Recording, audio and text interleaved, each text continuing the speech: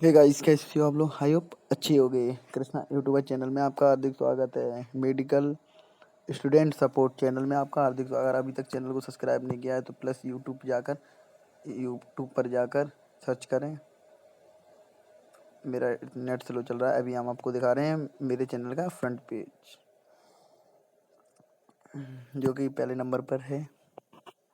तो इस चैनल को अभी जाकर सब्सक्राइब करें, वीडियो देखें और लाइक करें। और अनेक मैं वीडियो इसी प्रकार बनाता रहता हूँ। आज का मेरा टॉपिक है केमिस्ट्री।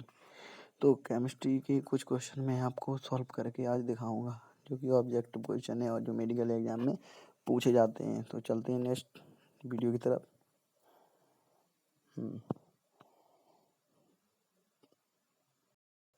आज का मेरा टॉपिक था केमिस्ट्री का।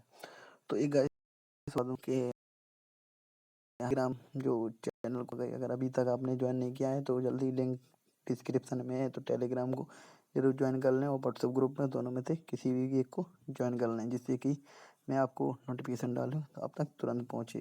तो चलते हैं वीडियो की तरफ। तो आज का पहला क्वेश्चन है, निम्नलिखित में से अक्रस्टलीय ठोस है। निम्नलिखित में से अक्रस्टलीय ठोस है। तो क्या चीज़ अक्रस्टलीय ठोस है? तो उत्तर इसका कांच, क्योंकि कांच एक होता है जो अक्रलिट होता है। क्योंकि फर्स्ट है हीरा और ग्रेफाइड। हीरा अलग चीज़ होता है, जो ग्रेफाइड है वो भी अलग चीज़ होता है। साधारण नमक मतलब ग्रेफाइड एक ऐसा चीज़ है जो चमकीला होता है, मतलब, और हीरा तो फिर है ही।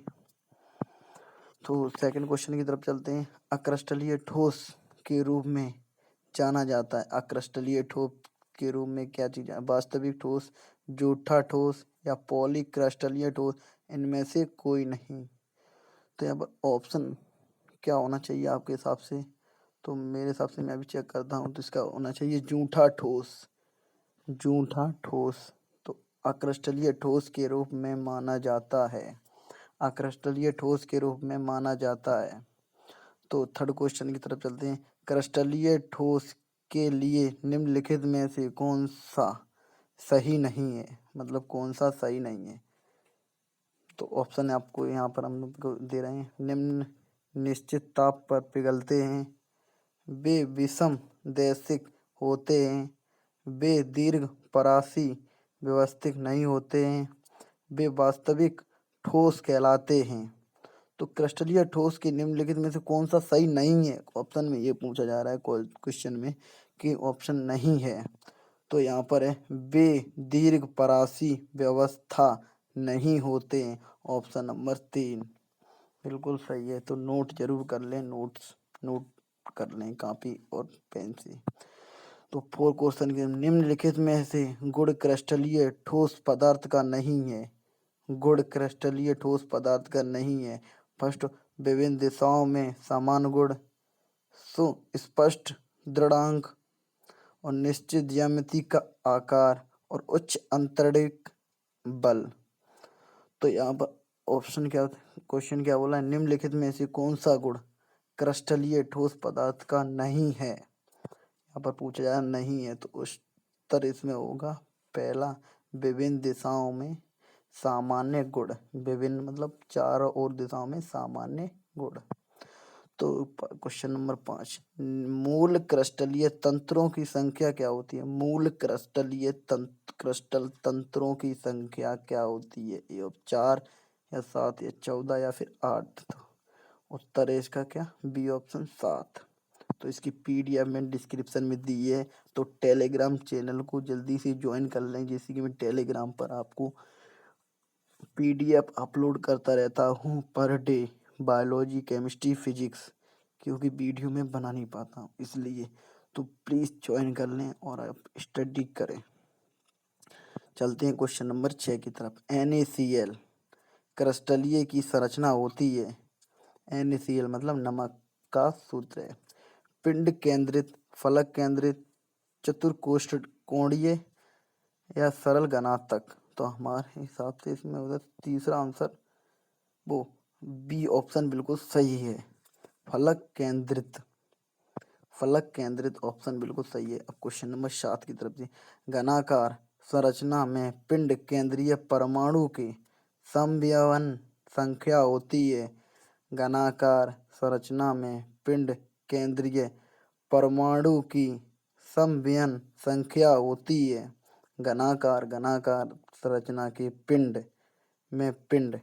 तो ए ऑप्शन है 4, 8 या सी ऑप्शन 9 या फिर डी ऑप्शन 12।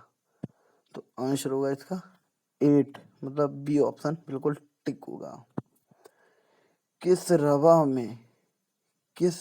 में बिंदु डिफेक्ट उसके घनत्व को घटा देते हैं तो उसे कहते हैं। किस रवा में बिंदु डिफेक्ट उसके घनत्व को घटा देते हैं तो उसे क्या कहते हैं? ये ऑप्शन है स्कोटी डिफेक्ट, फ्रेंकल डिफेक्ट या ए बी दोनों या इनमें से कोई नहीं। तो आंसर होगा इसका क्या? Scooty defect. ए ऑप्शन बिल्कुल सही होगा। निम्नलिखित में से क्वेश्चन नंबर 9 है, निम्नलिखित में से कौन एक अवरोधक है? निम्नलिखित में से कौन एक अवरोधक है?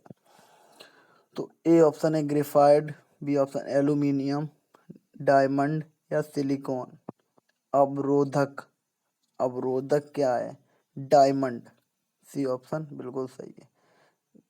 10 क्वेश्चन की तरफ चलते हैं। ग्रेफाइट का संरचना क्या है? ग्रेफाइट की ट्रेटा हैंडल, ओक्ला हैंडल, ऑक्टा हैंडल या हेक्सागोनल या क्यूबिक।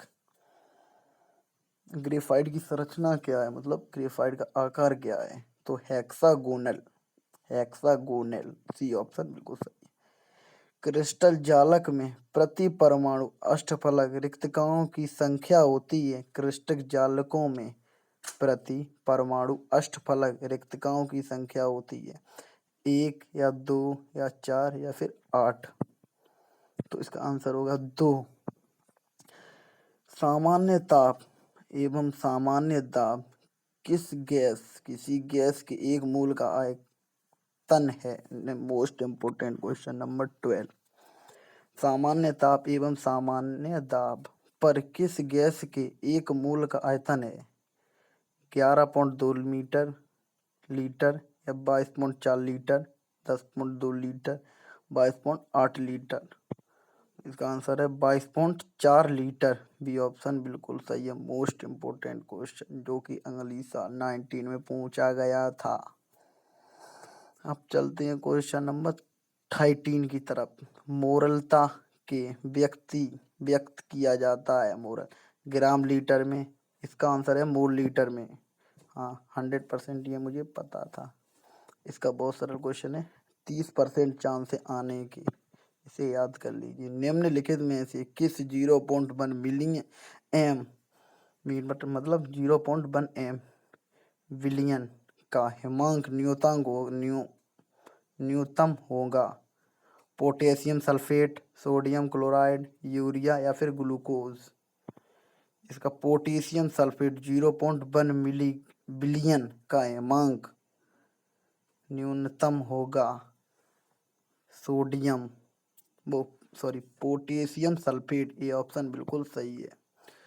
किसका क्वथनांक एक वायुमंडल दाब पर सबसे ऊंचा होता है? किसका क्वथनांक एक वायुमंडल दाब पर सबसे ऊंचा होता है?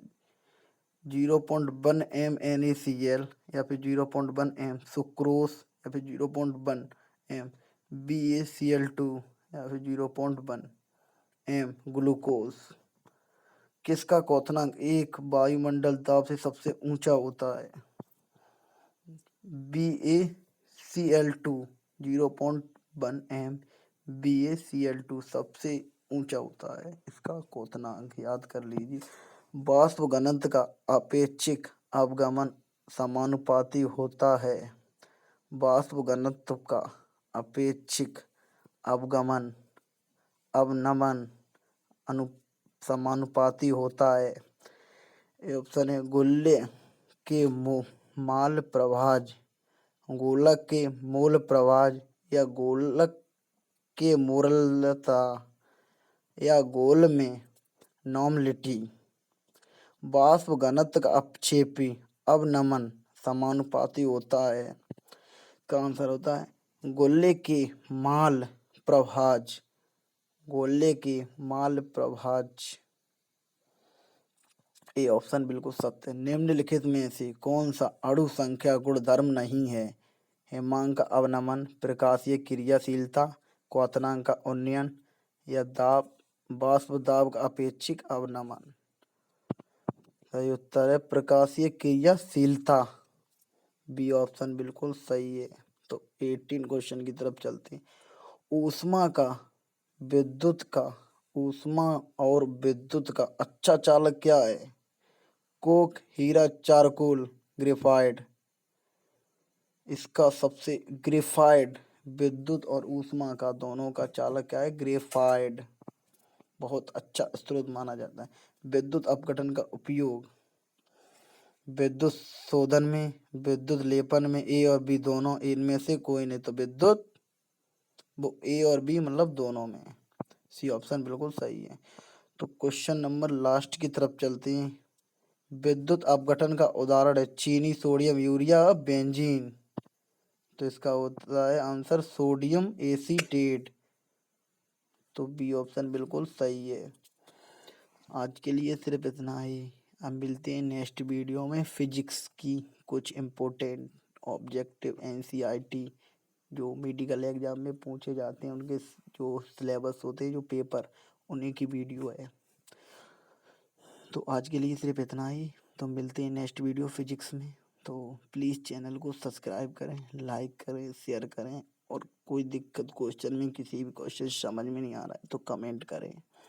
और मेरे टेलीग्राम चैनल को ज़रूर ज्वाइन कर लें, जिससे कि मैं आपको उसमें पीडीएफ डाउनलोड करके अपलोड करता रहता हूँ, आप स्टडी वहाँ से कर लें। तो आज के लिए सिर्फ इतना ही। मिलते हैं नेक्स्ट वीडियो में फिजिक्स के साथ। Thank you for watching my video, subscribe my channel. Okay, thank you.